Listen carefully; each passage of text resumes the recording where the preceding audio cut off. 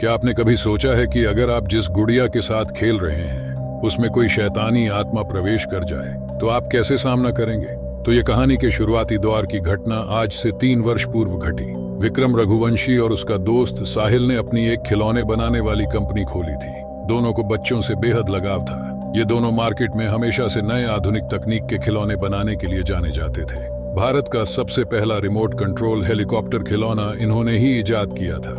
उस वक्त कंपनी में मीडिया के जमावड़े की तैयारियां चरम पर थी। कारण यह था कि विक्रम और साहिल की कंपनी ने एक अलग खास खिलौने का आविष्कार किया था। इस खिलौने की खासियत यह थी कि यह खिलौना मात्र एक मामूली खिलौना नहीं बल्कि बच्चों को लुभाने का जरिया था। यह खिलौना बच्चों से बात कर सकता था।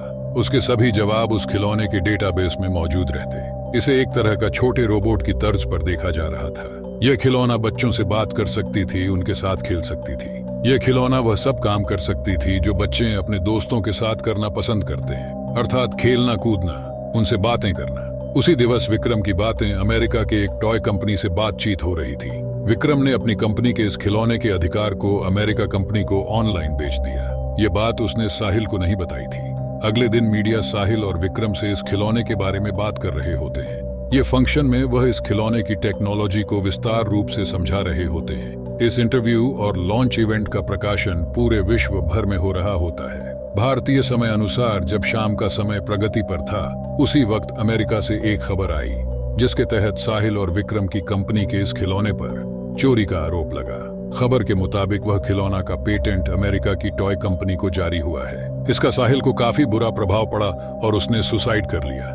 इस खिलौने को बनाने में उसने काफी मेहनत करी थी। वह पेशे से इंजीनियर था, लेकिन इस सदमे में वह नहीं रह पा रहा था। आज के वक्त अब वह खिलौने की कंपनी के पूरी संपत्ति अकेले विक्रम की हो गई थी। साहिल को मरे हुए अब 3 साल हो चुके थे। विक्रम आर्थिक रूप से काफी मजबूत हो चुका था। उसकी शादी भी हो चुकी थी।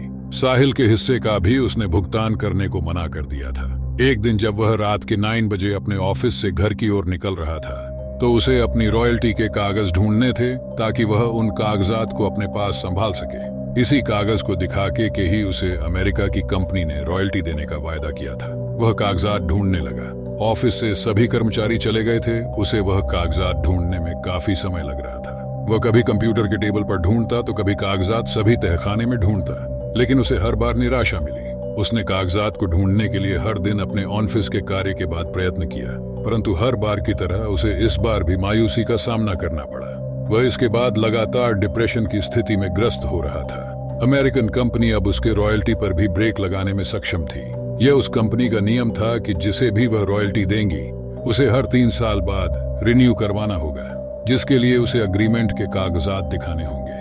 वह अब कागजात ढूंढते हुए हार जाता है। उसे इस बात का डर रहता है अब उसे रॉयल्टी नहीं मिलेगी।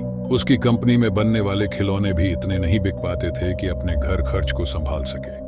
उसने सोचा कि अब वह कंप्यूटर में सेव फाइल में से समझकर वैसी डॉल को बनाएगा ताकि उसकी कमाई हो जाए। तकरीबन 2 से 3 महीने उसने घर में न जाने का फैसला किया। उसने अपना फैसला अपनी पत्नी को बता दिया था। इन 3 महीने में उसे अमेरिकी कंपनी से मैसेज आ गया था कि वह उसे अब रॉयल्टी नहीं दे पाएंगे। यह फैसला उसके लिए हैरान कर देने वाला नहीं था, क्योंकि इस निर्णय से वह पहले से ही वाकिफ था। अपनी कड़ी मेहनत के बाद उसे अपने कार्य पर सफलता मिली। उसने वह खिलौना बना दिया। खिलौने में आधुनिक वक्त के मुताबिक कुछ नए तकनीक का भी इस्तेमाल किया गया था। अपने परीक्षण में सफल होने के बाद विक्रम बेहद खुश था। इतने महीने के मेहनत के बाद विक्रम अपने घर जा रहा था। उसका बच्चा भी उसके इंतजार में राह देख रहा था। विक्रम अपने घर की ओर निकलते हुए विक्रम ने खुद से बनाया हुआ खिलौना अपने बच्चे के लिए ले जाना मुनासिब समझा। विक्रम ने सोचा कि अब उसकी जिंदगी बदल जाएगी। वह फिर से खुशी भरा जीवन व्यतीत करने लग जाएगा। लेकिन उसे क्या मालूम था कि यह खिलौना उसका वर्तमान एक बुरे लम्हे का आगाज होगा। जैसे ही वह गाड़ी में उस खिलौने को लेकर बैठा, उसके साथ अजीब घटना घटित होने लगी। गाड़ी का पेट्रोल अचानक से पूरा खत्म हो गया। गाड़ी स्टार्ट भी नहीं हो पा रही थी। कार के गेट खुद ब खुद बंद हो गए। उसे घुटन महसूस हो रही थी। खिलौने में से अजीब से हंसने की ध्वनि आ रही थी। ये हंसी की आवाज विक्रम के कानों में दर्द पैदा कर रहा था। वह बेहोश हो चुका था। जब उठा तो खुद को अपने घर के बाहर पाया। उसके रोंगटे खड़े हो गए। वह घबराया हुआ था। वह डॉल लेकर जल्दी से अपने कमरे की ओर भागा। उसे ऐसे देखते हुए विक्रम की पत्नी डर गई थी और बच्चे ने हाथ में डॉल देखी तो वह भी अपने पापा की तरफ नन्हे कदमों से दौड़ा। विक्रम ने वह डॉल झट से अलमीरा में छुपा दिया और उसका ताला लगाकर चाबी अपने पास रख ली। उसने यह सब होने के बाद तुरंत कंपनी के मैनेजर को फोन किया और उस खिलौने को बनाने से रोकने को कहा। अगले दिन वह अलमीरा में उस डॉल को निकालकर समुद्र में डालने का सोचने लगा, लेकिन जैसे ही उसने अलमीरा खोला वह हैरान रह गया। अलमीरा में वह डॉल नहीं थी। वह चिंतित हो गया।